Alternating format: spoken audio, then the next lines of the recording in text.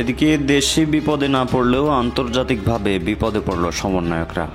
সমন্বয়কদের ফাঁসি নিশ্চিত বলে বার্তা দিয়েছে অ্যামনেস্টি ইন্টারন্যাশনাল থেকে। ছাত্র সমন্বয়ক অর্থাৎ এই 24-এর বিপ্লবীদের জন্য কি ফাঁসির দড়ি রেডি? কেন বলছি, চলুন এভিডেন্স সহকারে দেখা যাক।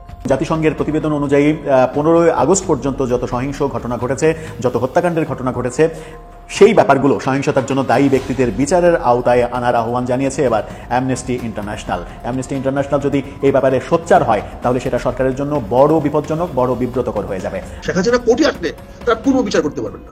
দর্শক, দেশ প্রবাস দূরে কিংবা কাছে বসে যারা আমাদের দেখছেন, আশা করি সবাই ভালো আছেন। এই মুহূর্তে পাওয়া খুবই গুরুত্বপূর্ণ একটা সংবাদ, যে সংবাদটিতে বাংলাদেশের বেশিরভাগ মানুষের হয়তোবা মন খারাপ হয়ে যেতে পারে। এবার দেশে ধরা খায়নি, বিশেষ করে সমন্বয়করা, তাদের কোনো দোষ নেই, তাই জানে বাংলাদেশের মানুষ। কিন্তু এবার আন্তর্জাতিক ইন্টারন্যাশনাল অ্যামনেস্টি থেকে সমন্বয়কদের জন্য ফাঁসির দড়ি রেডি হয়ে গেছে। এ বিষয়ে আরও বিস্তারিত তথ্য আসতেছে, আপনারা দেখলেই বুঝতে পারবেন কতটা বিপদে বাংলাদেশের এই সমন্বয়করা। আন্তর্জাতিক অপরাধের সাথে তারা জড়িত হয়ে গেছে। দর্শক, কী হতে চলেছে, ভয়ানক কিছু ঘটতে চলেছে এই সমন্বয়কদের সাথে। দর্শক, তাই কথা বাড়াবো না, আপনার কাছে রিকোয়েস্ট করবো, ভাই আমাদের চ্যানেলটি খুব ডাউন, অবশ্যই ভিডিওটি লাইক দিবেন এবং ভিডিওর নিচে কমেন্ট করবেন আসলে এই সমন্বয়কদের দ্বারাই বাংলাদেশে কি উন্নয়ন করা সম্ভব। প্লিজ কমেন্ট করবেন, আর না হয় লাইক দিবেন। চ্যানেলটি অনেক ডাউন, যার কারণে ভিউজ বেশি হইতেছে না। বিশেষ করে ভিডিওটি শেয়ার করে দিবেন। তো দর্শক, কথা নয়, চলুন আমরা বিস্তারিত দেখে আসি।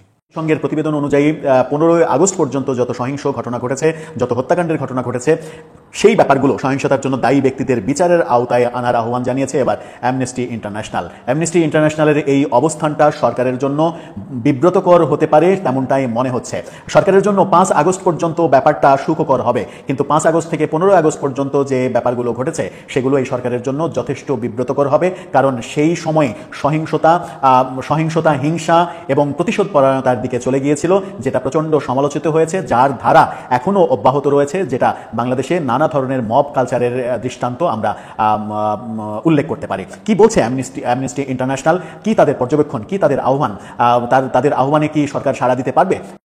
সেখানেই বলা হয়েছে যে বাংলাদেশে গত বছরের জুলাই আগস্ট বিক্ষোভ চলাকালে যারা সহিংসতা চালিয়েছিল এবং যারা এই সব সহিংসতার নির্দেশ দিয়েছেন, দুই পক্ষকেই যথাযথ তদন্তের মাধ্যমে বিচারের আওতায় আনার আহ্বান জানিয়েছে amnesty international. Amnesty international south Asia গত বুধবার নিজেদের ভেরিফাইড ফেসবুক অ্যাকাউন্টে এক বিবৃতিতে এই তথ্য জানিয়েছে। এই তথ্যতেই তারা বলেছে যে বিবিসির যে প্রতিবেদন, শেখ হাসিনার যে অডিও ফাঁস হয়েছে এবং সেই অডিও ফাঁসকে নিয়ে বিবিসির যে প্রতিবেদন, এটা সহ বিভিন্ন যে বিষয় রয়েছে, বিভিন্ন ভাবে জুলাই আগস্ট যে ঘটনাগুলো ঘটেছে, যে সহিংস ঘটনা ঘটেছে, বিশেষ করে 1 জুলাই থেকে 15 আগস্ট পর্যন্ত জাতিসংঘের যে প্রতিবেদনে উঠে এসেছে 1400 জন নিহতর ঘটনা ঘটেছে 1 আগস্ট থেকে 1 জুলাই থেকে 15 আগস্ট পর্যন্ত। কিন্তু সরকারি গেজেটে আমরা দেখেছি যে জুলাই আগস্ট যে অভ্যুত্থান, সেই অভ্যুত্থানে 834 জন শহীদের তালিকা প্রকাশ করা হয়েছে, গেজেট প্রকাশ করা হয়েছে সরকারি। অর্থাৎ জুলাই আগস্টে ছাত্র জনতার যে নিহত হওয়ার সংখ্যা, সেই সংখ্যা 834 জন। তাহলে 1400 জন আরও প্রায় 600 জনের কিছু কম সেই সংখ্যার মানুষ নিহত হয়েছে 5 আগস্ট থেকে 15 আগস্ট পর্যন্ত। এই সময়ে এই হত্যাকাণ্ডের দায় কে নেবে, এই হত্যাকাণ্ড কারা করেছে? জাতিসংঘের প্রতিবেদনে 1400 জনের লিস্ট অনুযায়ী যদি বিচার করতে হয়, তাহলে 5 আগস্ট থেকে শুরু করে 15 আগস্ট পর্যন্ত যে সহিংসতা তৈরি হয়েছে, অর্থাৎ প্রতিশোধের সহিংসতা, যাকে এক ধরনের মব বলা হয়েছে, কারণ জনতা আওয়ামী লীগ সরকারের উপরে যথেষ্ট ক্ষেপে ছিল, সেই ক্ষেপে থাকার বহিঃপ্রকাশ ঘটেছে। বঙ্গবন্ধুর ভাস্কর্য ভাঙা থেকে 32 নম্বরের বাড়ি ভাঙা পর্যন্ত অনেক কিছুই আমরা পরবর্তীতে দেখেছি, যদিও 32 নম্বরের বাড়ি 2025 সালে এসে ভাঙা হয়েছে। কিন্তু 15 আগস্ট পর্যন্ত সারা দেশে আওয়ামী লীগের লোকজনের বাড়িঘরে হামলা, ব্যবসা প্রতিষ্ঠানে হামলা, বাড়িঘর জ্বালিয়ে দেওয়া, তাদেরকে হত্যাকাণ্ডের শিকার করা, এই ঘটনাগুলো ঘটেছে। এই ঘটনাগুলোর সংখ্যা 500-র বেশি জাতিসংঘের প্রতিবেদন অনুযায়ী। তো এই 500 হত্যাকাণ্ডের দায় কে নেবে? এর মাঝে পুলিশ নির্যাতনের ঘটনা অনেক ঘটেছে, থানায় আক্রমণের ঘটনা ঘটেছে, অন্তত 460টি থানা আক্রমণের ঘটনা আমরা জানি। সেই ব্যাপারগুলো নিয়ে সব ব্যাপারগুলো নিয়ে যদি বিচারের ব্যবস্থা করতে হয়, তাহলে সেটা সরকারের জন্য খুবই বিব্রতকর অবস্থা হবে। কারণ যারা বিপ্লবের পক্ষে ছিল, তারাই এই 5 আগস্ট থেকে 15 আগস্ট পর্যন্ত এই ঘটনাগুলো কোনো না কোনোভাবে ঘটিয়েছে। যেখানে সিনেমার প্রযোজক, সিনেমার নায়ক পর্যন্ত রেহাই পাননি, সেখান থেকে সাধারণ মানুষ, সাধারণ আওয়ামী লীগের ব্যবসায়ী, আওয়ামী লীগের ট্যাগ রয়েছে। অ্যামনেস্টি ইন্টারন্যাশনাল বলছে, জাতিসংঘের প্রতিবেদন অনুযায়ী সমস্ত সহিংস ঘটনায় সহিংসতায় দায়ী ব্যক্তিদের বিচারের আওতায় আনতে হবে। সেখানে যারা সরাসরি কাজ করেছে, যারা কারো নির্দেশে করেছে, কারো ইন্ধনে করেছে, সব পর্যায়ে বিবেচনা করে, তদন্ত করে সঠিকভাবে অপরাধীদের কত চালাকি করে আজ মানে সত্য খবর দিচ্ছে। পুলিশকে গুলি মারতে দেখাচ্ছে, আবার আমাদের হাতে অস্ত্র, আমাদের হাতে লাঠি, আমাদের হাতে ঢিল, আমরা ঢিল মারতেছি সেটাও দেখাচ্ছে। আমি যদি পুলিশের উপর ঢিল মারি, পুলিশ আমাকে কি চুমা দিবে? আমি কি পুলিশকে চুমা দেওয়ার জন্য রাখছি? এই পুলিশের কাছে অস্ত্র দিয়েছে কি আমাকে চুমা দেওয়ার জন্য? পুলিশ রাখলাম এখন যেন পুলিশকে ইনএফেক্টেড কেন? এখন পুলিশ দায়িত্ব পালন করতে পারছে না কেন? কারণ পুলিশকে অ্যাকশনে যেতে দিচ্ছে না। এখন যদি কোনো কারণে পুলিশ অ্যাকশনে যায়, তাহলে তো একইভাবে আমার প্রধান উপদেষ্টা ফেসে যাবেন। উনি যদি আজকে বলেন যে কোনো মূল্যে আপনি আইন রক্ষা করতে যান করেন, তখন কি হবে? এটাও তো ওনার জন্য বুমেরাং হয়ে দাঁড়াবে। কাজেই শেখ হাসিনাকে ফাঁসি দেওয়া আইন করে হবে না, এই আদালত দিয়ে ফাঁসি হবে না, এটা হয় না, কোনো রাষ্ট্রে হয় না, এই পর্যন্ত হয় নাই। তাকে ফাঁসি দিতে হইতো ওই পল্টনে দাঁড় করাইয়া, তাকে ফাঁসি দিতে হতো ওই দিন আটকায় হেলিকপ্টারকে রাইখা দেওয়া, ওইটা করতে পারতেন তাহলে হতো। আর এখন তাকে যত ফাঁসি দিবেন তত সে বড় নেতা হবে, সে মানবতার পক্ষে নেতা হবে। কাজে এখানে আপনি শেখ হাসিনা কি অর্ডার দিল, এটা রূপবানের কাহিনী শুনতে খুব ভালো লাগে। 12 দিনের ছেলের সঙ্গে 12 বছরের মেয়ের বিয়ে, এটা শুনতে খুব ভালো লাগে, কিন্তু বাস্তবতা না, বাস্তবতা নেই। এখানে যদি নিজে আইসা শেখ হাসিনা কোর্টে দাঁড়ায় বলে হ্যাঁ আমি অর্ডার দিয়েছি দেশের জনগণের স্বার্থে, জন্ম রক্ষা করার জন্য এবং মানুষের নিরাপত্তার জন্য, তারপর বিচারক কি করবে? সে যদি কনফেশনও করে হ্যাঁ আমি দিয়েছি অর্ডার, কি করবে? একটা রাষ্ট্র সরকার প্রধানের দায়িত্ব কি? সে দেশ রক্ষা করা। দেশ ভাঙছে না, পুরাপুরি হয়েছে না, আগুন হয়েছে না, আমার রেল স্টেশন পুরা হয়েছে না, আমার বিটিআরসি ভবন পিরা হয়েছে না, গাড়ি ঘোড়া পোড়া হয়েছে না, ভাঙচুর হয়েছে না, তাহলে উনি যদি আইসা বলে এইটার বিপরীতে আমি কি করবো? শেখ হাসিনা যদি আইসা নিজেও কোর্টের দাঁড়াইয়া বলে বিচারকরা কিছু করতে পারবে না। হ্যাঁ, শেখ হাসিনার বিচার কি হবে? বাংলাদেশে আসলে মব জাস্টিস হবে। শেখ হাসিনা কোর্টে যেতে পারবে না, তার আগেই তার মাংসের টুকরা টুকরা মানুষ নিয়ে চলে যাবে। এইটি হলো, এই জন্য শেখ হাসিনা আদালতে আসতে পারবে না, এবং এইটার জন্য শেখ হাসিনাকে ভারত আজীবন প্রতিষ্ঠান দেবে। কারণ এই নিরাপত্তা কেউ দিতে পারবে না যে কোর্টে তাকে নিয়ে আসতে পারবেন। আর শেখ হাসিনা কোর্টে আসলে তার কোনো বিচার করতে পারবেন না। সরকার প্রধান অস্ত্র কিনেছেন, অস্ত্র দিয়েছেন, কেনা হচ্ছে কেন? আর্মি রাখছেন, পুলিশ রাখছেন, কেন রাখছেন? আইন রক্ষা করার জন্য। সে পরিষ্কার কোর্টে দাঁড়ায় বলবে হ্যাঁ আমি অর্ডার দিয়েছি। কোন আইনে, কোন ধারাতে সেটা অপরাধ? আজকের আলোচনার টপিক ছাত্র সমন্বয়ক অর্থাৎ এই 24-এর বিপ্লবীদের জন্য কি ফাঁসির দড়ি রেডি? কেন বলছি চলুন এভিডেন্স সহকারে দেখা যাক। রাজনীতিবিদরা হাতে হাত মিলাচ্ছে আর বিপ্লবীদের ফাঁসির দড়ি এগিয়ে আসছে। এছাড়াও কিছুদিন পূর্বে হাসনাত আব্দুল্লাহ আরেকটি বক্তব্য দিয়েছিল, সেখানে বলেছিল আওয়ামী লীগ আবার ক্ষমতায় আসলে প্রথম টার্গেট হবে বৈষম্য বিরোধী ছাত্র সমাজ। এরপরই তিনি আজকে এই পোস্টটি দিলেন। এর দ্বারা কি মনে হচ্ছে, কেন তিনি এই ধরনের পোস্ট এবং বক্তৃতা দিয়ে যাচ্ছেন? তার মানে এই ছাত্র সমন্বয়করা কি খুব দ্রুতই কোনো অনাকাঙ্ক্ষিত ঘটনার পূর্বাভাস পেয়েছেন? কোনো অনাকাঙ্ক্ষিত ঘটনা ঘটতে যাচ্ছে এমন কিছু, বা 24-এর বিপ্লব কি ব্যর্থ হতে যাচ্ছে? আসুন এই পোস্টটি নিয়ে একটু বিশ্লেষণ করি। বলেছে রাজনীতিবিদরা হাত মিলাচ্ছে, এর দ্বারা কি বোঝানো হচ্ছে? আমার মনে হচ্ছে যেটি বোঝানো হচ্ছে তা হলো বিএনপি আওয়ামী লীগকে শেল্টার দিচ্ছে। কারণ বিএনপির বর্তমান অ্যাক্টিভিটিস দেখে যা মনে হচ্ছে আওয়ামী লীগ এখানে পুনর্বাসিত হলো কিনা, আওয়ামী লীগ রাজপথে আসলো কিনা, আওয়ামী লীগ এখানে নির্বাচন করলো কিনা, এই নিয়ে বিএনপির কোনো হেডেক নেই, কোনো মাথা ব্যথা নেই। বিএনপির বর্তমান যত হেডেক সব হলো এই বৈষম্য বিরোধী ছাত্র আন্দোলন, এদেরকে হটাও, বৈষম্য বিরোধীদেরকে হটাও। এটি হলো বিএনপির এখন মূল লক্ষ্য বলে মনে হচ্ছে। যে সংবিধান সংশোধন বা পুনর্লিখনের কাজ অন্তর্বর্তীকালীন সরকারের না, বরং সংবিধান সংশোধন করা লাগুক, সংস্কার করা লাগুক, পুনর্লিখন করা লাগুক, সেটি নির্বাচিত সরকার করবে।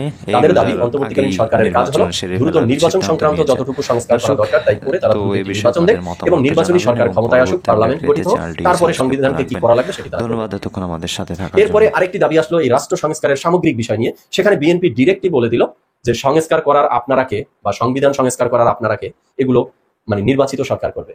আপনারা দ্রুত নির্বাচন দিন, রাষ্ট্রের সংস্কার যা করার ক্ষমতায় গিয়ে আমরা করবো, বা যারা নির্বাচিত হবে তারা করবে। তো বিএনপির বর্তমান ভাষণটি এমনই। এবং এই আওয়ামী লীগদের পুনর্বাসন হওয়া নিয়ে তাদের হেডেকটি কেন নেই, আমি আমার পয়েন্ট অফ ভিউ থেকে বলছি। আমার যেটি মনে হচ্ছে, বিএনপি যুগ যুগ ধরে আওয়ামী লীগের সাথে খেলেছে, তো খেলোয়াড় হিসাবে তারা একে অপরের মানে সব সিস্টেম তারা জানে। তাই বিগত 15 বছর বল ছিল আওয়ামী লীগের কোর্টে, যার কারণে বিএনপি নিষ্পেষিত হয়েছে, নির্যাতিত হয়েছে। বাট বিএনপি ভেবেই নিয়েছে যে অভ্যুত্থানের পরে বল তাদের কোর্টে চলে এসেছে, তাই তারা ভাবতেছে বল যেহেতু এখন আমাদের কোর্টে, তাই আমাদের উচিত পুরাতন খেলোয়াড়দের সাথেই খেলা। কারণ পুরাতন খেলোয়াড়দের সিস্টেম তাদের ভালো করে জানা আছে, তাই পুরাতন খেলোয়াড়রা মাঠে আসলে এ নিয়ে তাদের কোনো টেনশন নেই, তারা এটি আরো হ্যাপি হবে বলে মনে হচ্ছে। বাট তাদের শঙ্কা বা তাদের ভয় বা তাদের মানে টার্গেটের পয়েন্ট হলো যে তারা নতুন প্লেয়ারদের সাথে খেলতে চাচ্ছে না বলে মনে হচ্ছে। সেটি হলো এই ছাত্র সমন্বয়করা বা নতুন কেউ এই মাঠে আসুক বল খেলতে, সেটি বিএনপি চাচ্ছে না বলে তাদের এই টোটাল অ্যাক্টিভিটিসে মনে হচ্ছে।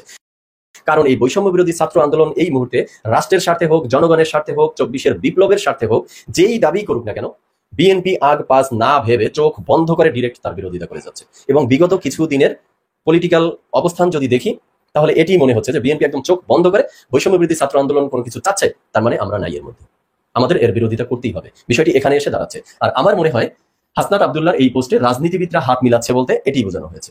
এছাড়া আরো একটি পয়েন্ট আসতে পারে, সেটি হলো এই যে অন্তর্বর্তীকালীন সরকার তারাও হঠাৎ করে বৈষম্য বিরোধী ছাত্র আন্দোলনের সাথে বিক্রয় করা শুরু করেছে বলে মনে হচ্ছে, সে বিষয়টি নিয়ে আলোচনা করব।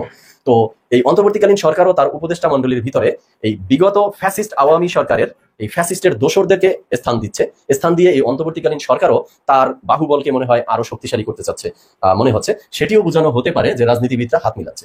আর বলা হচ্ছে বিপ্লবীদের ফাঁসির দড়ি এগিয়ে আসছে। এটি তো স্বাভাবিক যে সামগ্রিকভাবে যখন একটি যুদ্ধে অবতীর্ণ হয় বা একটি অভ্যুত্থান ঘটে, তখন সামগ্রিক শক্তি দিয়ে যেই পরাশক্তিকে বা যেই ফ্যাসিস্ট শক্তিকে পরাজিত করা হয়, এরপরে নিজেদের মধ্যেই যদি আন্তঃকন্দল তৈরি হয়ে যায়, তখন সেই পরাজিত শক্তি তো আবার মাথা চাড়া দিয়ে উঠবে। আর যদি উঠে, সেক্ষেত্রে তো বিপ্লবীদের জন্য ফাঁসির দড়ি রেডি থাকবে। এটি যুগ যুগের হিস্ট্রিতে বলে, ইতিহাস তো এটিই বলে। এখন আসি, এই যে বললাম যে অন্তর্বর্তীকালীন সরকারও বর্তমানে বৈষম্য বিরোধী ছাত্র আন্দোলনকে অ্যাভয়েড করছে বলে মনে হচ্ছে। তারাও কোনো মানে অদৃশ্য শক্তিতে নিজেদেরকে শক্তিমান করতে চাচ্ছে এমন কিছু মনে হচ্ছে। আর তারা নতুন করে একটি অধ্যাদেশ জারি করতে যাচ্ছে, যেই অধ্যাদেশের ভিতরে অনেকগুলো পয়েন্টের মধ্যে একটি পয়েন্ট ছিল যার ঘোর বিরোধিতা আমি করেছি। সেটি হলো যে তারা ইন ফিউচারে যত সিদ্ধান্ত নিবে, এই সরকার যত কার্যাবলী করবে, সবগুলোর তারা আগাম বৈধতা চাচ্ছে, যাতে হাইকোর্ট, সুপ্রিম কোর্ট, কোনো আদালত যাতে তাদের এই কার্যাবলীর উপরে বৈধতা অবৈধতা চ্যালেঞ্জ নিয়ে কোনো মামলার প্রসিডিউরে যেতে না পারে, তাই তারা আগাম বৈধতা চাচ্ছে বা আইনি বৈধতা চাচ্ছে। তো এখান থেকেও মনে হচ্ছে যে এই অন্তর্বর্তীকালীন সরকার হঠাৎ করে মানে নতুন কোনো অদৃশ্য শক্তিতে নিজেদেরকে শক্তিয়মান করতে চাচ্ছে এবং তাদের ভিতরে ফ্যাসিস্টের আলামত পাওয়া যাচ্ছে। এই কথাবার্তা টোটালটা মনে হচ্ছে যে তারাও ফ্যাসিজম কায়েম করতে চাচ্ছে। তাহলে এখন আসুন দর্শক শ্রোতা, কনক্লুশনে এসে আমরা দেখি যে বৈষম্য বিরোধী ছাত্র আন্দোলন বা ছাত্র সমন্বয়করা। তো দর্শক দেখছিলেন খুব গুরুত্বপূর্ণ প্রতিবেদন। দর্শক সর্বপ্রথম আপনাকে ডবল করে ধন্যবাদ জানাই, আপনি এতক্ষণ ধৈর্য ধারণ করে আমাদের সাথে ছিলেন, আলোচনাগুলো শুনছিলেন। দর্শক খুবই কষ্ট করে এই সংবাদগুলো একত্র করে আপনাদের সামনে তুলে ধরি। অবশ্যই কষ্টের মূল্যটা লাইকের মাধ্যমে, কমেন্টের মাধ্যমে আপনারা দিবেন। তা না হলে ভাই এই ভিডিওগুলো কালেক্ট করে আপনাদের সামনে তুলে ধরার আর মন মানসিকতা থাকে না। প্লিজ দয়া করে চ্যানেলটি লাইক দিবেন এবং সাবস্ক্রাইব করে রাখবেন। দর্শক বেশি করে ভিডিওটি শেয়ার করে দিবেন, যাতে করে ভিডিওটি অনেক মানুষ দেখতে পারে। বিশেষ করে মাঝখানে দেখছিলেন যে সমন্বয়কদের ফাঁসির দড়িও রেডি হয়ে গেছে, এমনটাই সেই বিশ্লেষক বলার চেষ্টা করছিল। দর্শক এখন আওয়ামী লীগকে তাড়ানোর জন্য কি অন্য কোনো মাস্টার মাইন্ড ছিল? অর্থাৎ হ্যাঁ, তারেক রহমানকে অনেকেই বলে, ভিপি নুরুল হক নূরকে অনেকেই বলে এর গুরু, কিংবা আসলে এই মূলত শেখ হাসিনাকে বাংলাদেশ থেকে তাড়ানোর জন্য কারা সব থেকে বেশি ভূমিকা পালন করেছে একটু কমেন্টে জানাবেন। আসলে এই সমন্বয়করা কি বাংলাদেশটাকে ধ্বংস করছে? আপনার কি মনে হয়? যদি তাই মনে হয় কমেন্টে লিখে যাবেন বিস্তারিতভাবে, কারণ আপনার কমেন্ট আরও 10 জন দেখবে আপনার মতো। তো কথা নাই, চলুন আজকের মতো শেষ করি। অবশ্যই একটা লাইক তো চাই ভাই, আজকে লাইক না দিলে আর চ্যানেলটা ঝামেলা হয়ে যাবে। অবশ্যই আপনারা লাইক দিবেন, কমেন্ট করবেন।